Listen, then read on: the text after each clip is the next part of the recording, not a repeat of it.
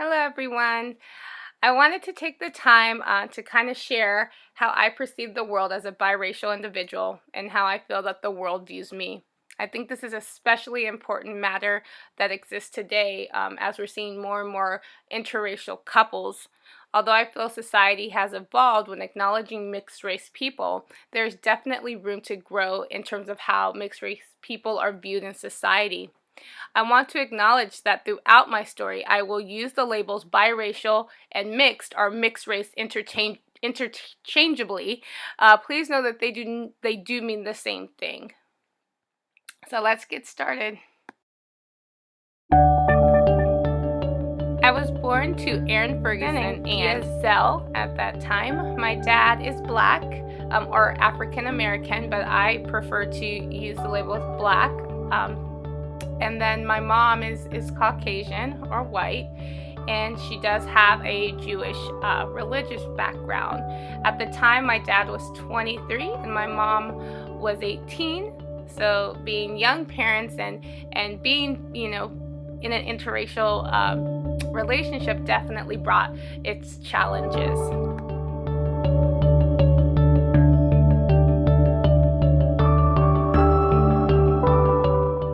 Throughout my story, you will see these little memes that I've put in throughout to add a little bit of humor of things that being biracial or mixed you tend to experience growing up. So this is a very important part of me. This is pretty much my whole family.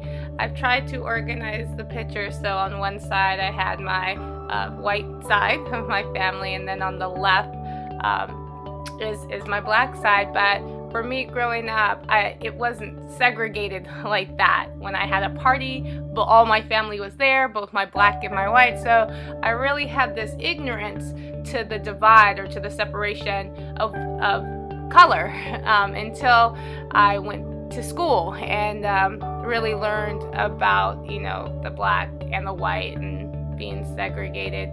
But for me, I was pretty much in an ignorant bliss, and this was my family, and this is just who they were.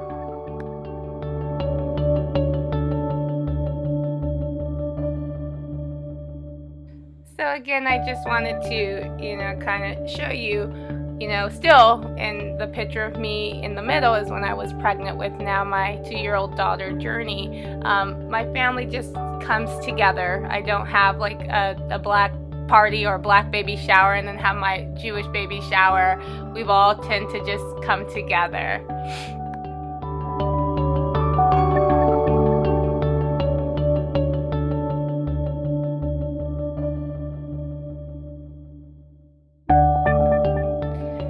So my education was probably the most important part when it came to really having to struggle with what I was and who I was.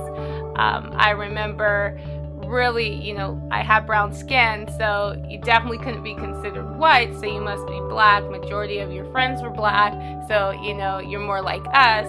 But then when it came down to certain aspects, I was definitely made to feel like the other.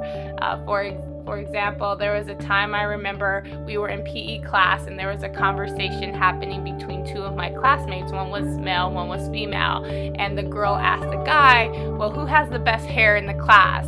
And he said Heather. And I remember her saying, well, she's not, she doesn't count because her mom's white.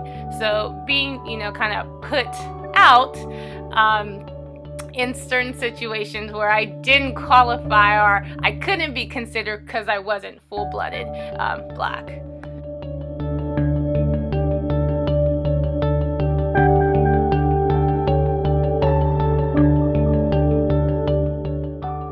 So this is probably one of the worst experiences that you have to go through when you are mixed or biracial, is filling out applications that force you to choose only one. And sadly, this is how it was for a really long time. I know recently they do have options on some applications where you can pick more than one race, but for the most part, you have to choose one or the other. many people with mixed race struggle with their identity because society has forced us to identify with only one of them, when in reality we're more than just that one race, and we really should be able to celebrate the multicultural background that we have. So a lot of times you will find, you know, biracial people struggling with who they are and what they are, and you know, like me, I struggled growing up with celebrating my white side and my black side around certain people. If I was hanging out with my black friends, I tended to be, if you want to, I don't know how this is, but more black. I didn't talk about the alternative music that I listened to, like Dave Matthews Band or Limp Bizkit. And then when I was around my white friends, you know, I would talk about those things. So really just hiding a lot of yourself because you feel that you won't be included or you won't fit in. So high school was really interesting for me.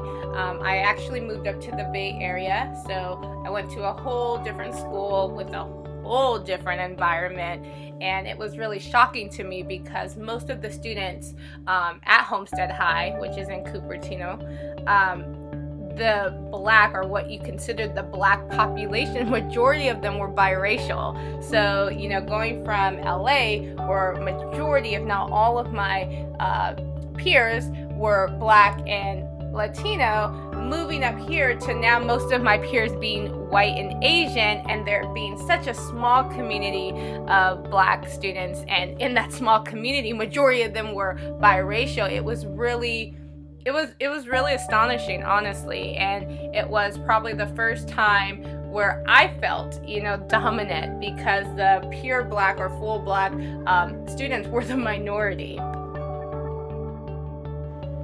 So I did pretty well at Homestead and ended up going to Cal State Northridge right out of high school.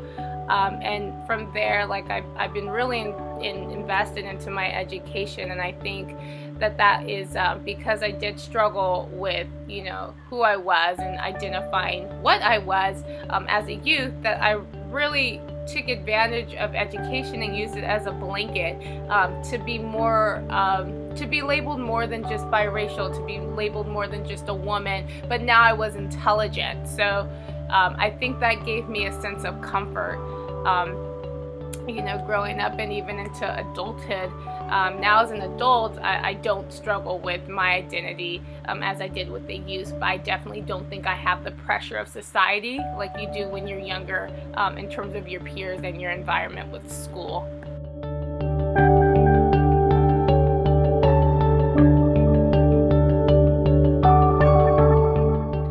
So as I shared earlier, my mom had me very young in life, and then I do have a younger sister who is 24.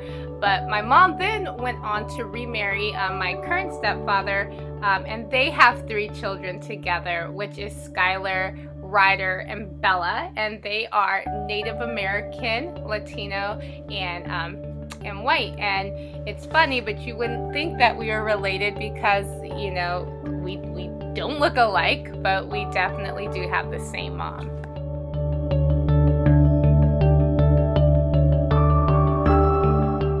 Having my daughter Journey Rose in 2014 was truly a blessing. I'm also, you know, grateful that I'm going to be able to help her, you know, develop her self-identity as a biracial woman.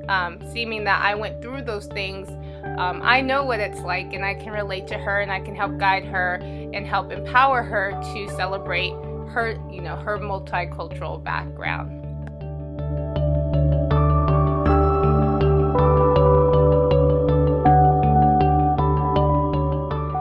So I have found a lot of different children's books, adult reads, that talk about growing up or being biracial in our society, and they're awesome. The messages are awesome, especially in the children's books.